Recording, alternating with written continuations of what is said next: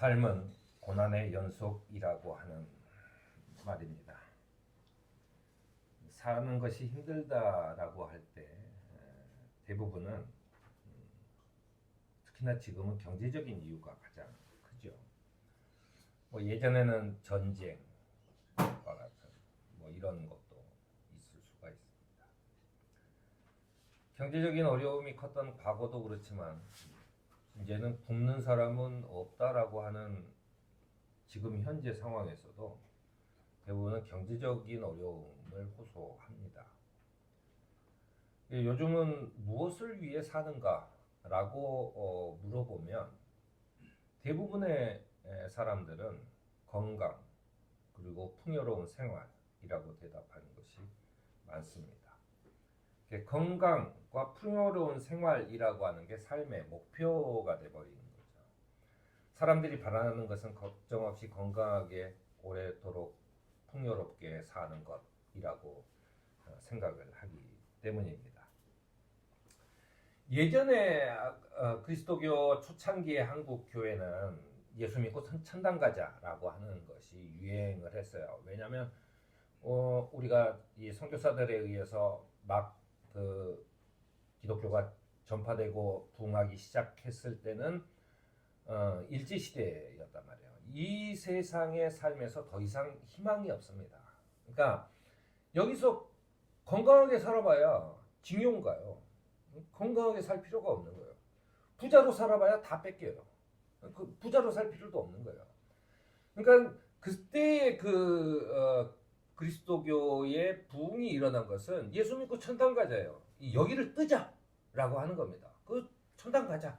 그러면 이제 나는 여기 이 괴로움이 많은 이 일제하에 이런 아무것도 할 수 없는 아무런 기회도 없고 아무것도 할 수 없는 이런 상황 속에서 나는 벗어날 수 있다라는 생각을 했겠죠. 그 천당 가자가 이제 영어 성경을 중국어 성경으로 번역하고 중국어 성경을 우리나라 성경으로 번역하면서 이게 이제 하느님 나라라는 것을 천국이라고 하는 걸로 바꿨어요. 그래서 사람들 생각에는 성경에 나와 있는 천국이 곧 천당이에요. 하늘에 있는 커다란 어떤 공회당 같은 그런 큰 건물이죠. 그래서 하늘로 가는 것이 우리의 그리스도교의 삶의 목표다라고 생각을 했습니다. 그러다 보니까 천당이 그러면은 언제 가냐? 죽어서 간다는 거예요. 그러니까 아주 아이러니하게도요. 한국의 기독교는 천당은 전부 다 가고 싶은데 지금 당장은 가고 싶지 않아. 그런 아주 묘한 상황이 벌어진 겁니다. 그러면 도대체 천당이 뭐냐? 교인들이 그렇게 바라는 천당이라고 하는 게 뭐냐? 천국이라고 하는 게 하나님 나라라고 하는 것은 뭐냐라고 했을 때 예수께서는 무엇을 먹을까, 무엇을 마실까, 무엇을 입을까 걱정하지 말아라. 이것은 모두 하늘나라에 가지 못하는 이방 사람들이 걱정하는 것이지 너희는 걱정할 게 아니라라고 얘기를 해요. 이 2000년 전 사람들의 예수 그리스도가 말씀하셨던 그 당시를 살펴보면 굉장히 파격적인 선언입니다. 왜냐하면 그 당시 상황이 우리와 비슷해요. 왜냐하면 그 당시는 로마의 식민지였고 전혀 기회가 없는 그런 유대 땅의 백성들이었는데 우리가 예수 그리스도가 복음이 처음 전파되고 했을 때도 그런 상황이었겠죠. 근데 예수님께서 이렇게 얘기하는 거예요. 너희는 너희 하늘 아버지께서는 이 모든 것이 너희에게 필요하다는 걸 알고 계신다는 거예요.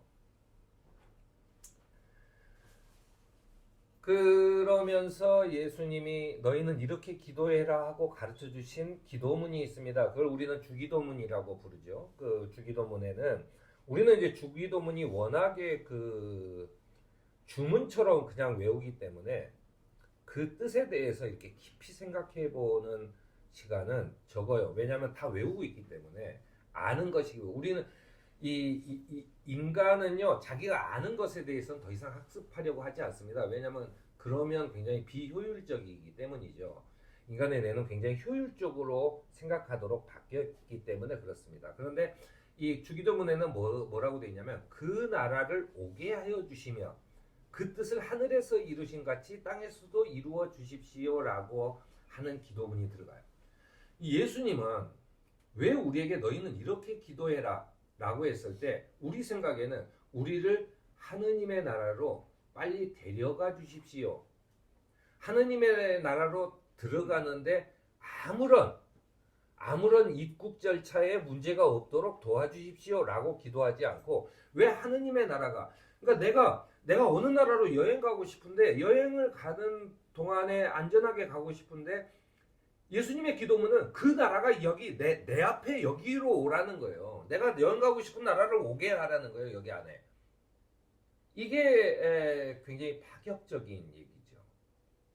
그렇다면 우리가 죽어서 천당 가는 것은 예수님하고는 사실은 아무런 관계도 없는 얘기였다는 것입니다.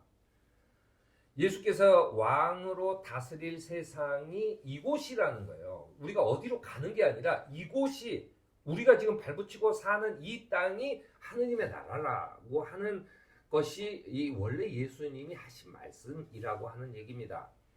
그러면서 이미 하늘에서 예수님이 다스리고 계신 것처럼 이 땅에서도 그분이 다스리고 계십니다.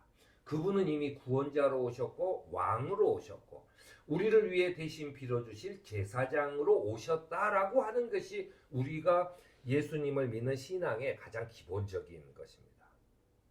그러면 우리의 삶의 목표라는 것은 내가 천당 가는 게 아니에요. 뭐냐면 하느님의 뜻이 이 땅에 이루어지면 좋겠습니다 라고 기도하는 것이 우리의 삶의 목표가 되는 겁니다. 왜냐하면 하늘에서처럼 아주 정의롭고 평등하고 그리고 아주 그 화합하는 그런 아름다운 세상이 이 땅에서도 이루어지면 좋겠다라고 하는 거예요. 예수께서는 우리에게 왕으로 오실 것이며 우리는 그의 백성이라고 선언을 합니다. 그게 우리가 백성이 된 거예요. 왜 내가 마음을 먹고 하느님의 백성이 돼야지라고 하는 게 아니라 교리적으로는 세례를 받은 순간에 나는 하느님의 백성이 된 거예요. 사도 바울은 뭐라고 얘기했냐면 우리가 세례를 받는 순간 나는 죽었다는 거예요. 우리는 죽어서 천당 간다고 얘기하죠. 아니라 내가 세례를 받는 순간 나는 이미 죽었다라는 거예요.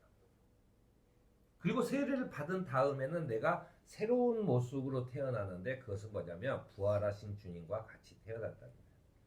그래서 뭐냐면 죽음을 사도 바울은 어디로 간다는 게 아니라 잠든 것이라고 얘기하는 겁니다. 그래서 기독교에서는 영면에 드셨다라고 얘기해요. 영원한 우리가 잘 모르 언제까지일지 잘 모르니까 영원한 잠에 드셨다라고 얘기하는 겁니다.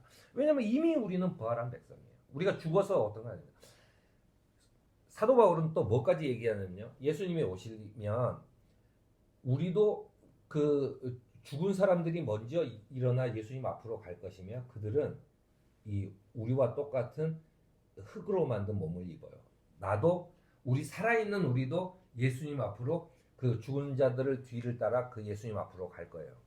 그리고 나서 하느님의 나라로 들어가는 순간 내 육체적인 모든 것, 흙으로 만든 것이 다 없어지고 하늘의 물질로 새로 만들어서 날 입을 것이다 라는 거죠. 그래서 좀 딴 얘기를 해보자면 내가 그러면 하늘의 물질로 바뀌면은 나라는 걸 어떻게 인식하지? 라고 하는 거예요. 내 모습이 바뀌었어요. 그러면 거울을 보면 내가 아니야. 전혀 다른 사람이야. 그럼 나라는 걸 어떻게 인식하지? 라고 하는데 그거는 저기와 똑같습니다. 왜냐하면 우리가 어렸을 때 사진을 보면요. 조그맣고 똥똥하고 뭐 이런 모습이죠. 그걸 나라고 하잖아요.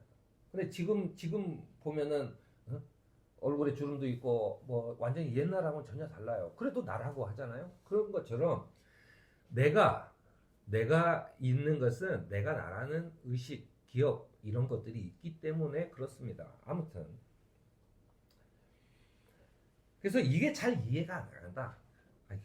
이해가 안 간다. 그랬을 때 야고보는 이렇게 얘기합니다. 여러분 가운데 누구든 지혜가 부족하거든 모든 사람에게 아낌없이 주시고 나무라지 않는 하나님께 구하십시오. 그러면 받을 것입니다라고 얘기해요. 그 진짜 우리가 하나님 나라를 위해서 그러면 내가 뭘 해야 돼요? 지금 내가 지금 내 상황을 뭐 주님께서 다 아세요. 내가 뭘 해야 돼요? 그러면 우리가 가진 것을 어떻게 쓰고 우리가 어떤 일을 해야 하고 알려주실 분더러 설령 우리가 가진 것이 없더라도 주실 것이라는 것이 야고보의 그 권면입니다. 그러면서 예수께서는 주님의 영이 내리셨다. 내가 기름을 부어 가난한 사람에게 기쁜 소식을 이런 얘기가 나오죠. 성령이 내리면 가난한 사람의 기쁜 소식을 전하게 하시고 포로된 사람을 해방하시고 눈면 사람의 눈뜸을 억눌린 사람을 풀어주는 것을 시라고 선언하는 것이다라고 하는 것이 복음의 기쁜 소식이라는 거예요. 그러니까 내가 무언가를 꼭 이루어내야 하는 게 아닙니다. 내가 무언가를 이루어서 성과가 있어야만 하나님께서 너는 참 훌륭한 종이다, 훌륭한 백성이다 라고 하시는 게 아니라 풀어주는 것이라고 선언하라는 거예요. 선언하라. 가난한 사람, 포로된 사람, 장애가 없는 사람, 이 장애가 있는 사람, 억눌린 사람에게 기쁜 소식을 전하라는 거예요. 곧 주님께서 오신다. 너희가 자유를 얻을 것이다. 라고 선언하라는 거예요. 그게 우리가 할 일입니다. 그래서 우리는 성령에 힘입어서 좋은 소식을 전하면서 살아야 돼요. 주님의 주시는 기쁜 소식은 모든 사람에게 내리시는 은혜고 세상의 모든 사람들이 자신이 가진 것이나 인종이나 성별이나 그 어떤 것으로도 차별을 받지 않고 어려움 없이 살아가는 꿈을 실현하는 것이 그것이 성도들의 삶이 되어야 하는 것입니다.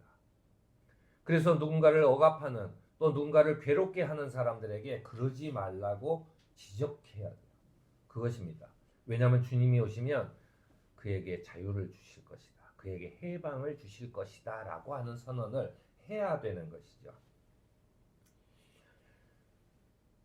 내가 그렇게 말할 수 있는 것은 내 결단으로 하는 게 아닙니다. 내 결단, 내가 저걸 말을 해야지. 내가 이제부터는 대한민국의 어떤 그 자유와 평화와 인권을 위해서 살아야지라고 하는 결단에 의해서 하는 것이 아니라 이것조차도 성령께서 우리에게 주신다라고 하는 것이 성경 말씀의 근본이에요. 우리를 부르신 주님의 뜻은 우리가 세상에서 누릴 재물을 얻기 위해서가 아니라 또 권력을 누리기 위해서도 아니고 진정한 평화와 생명이 넘치는 세상을 위해 우리의 삶이 변화되라는 거예요.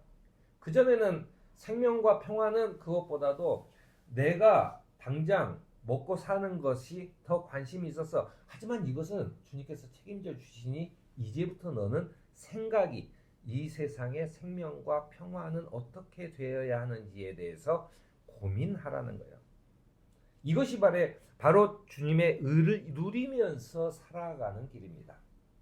이제 우리가 주님이 주시는 진정한 평화와 생명이 넘치는 세상을 누리면서 살아가는 저와 여러분이 되기를 바랍니다.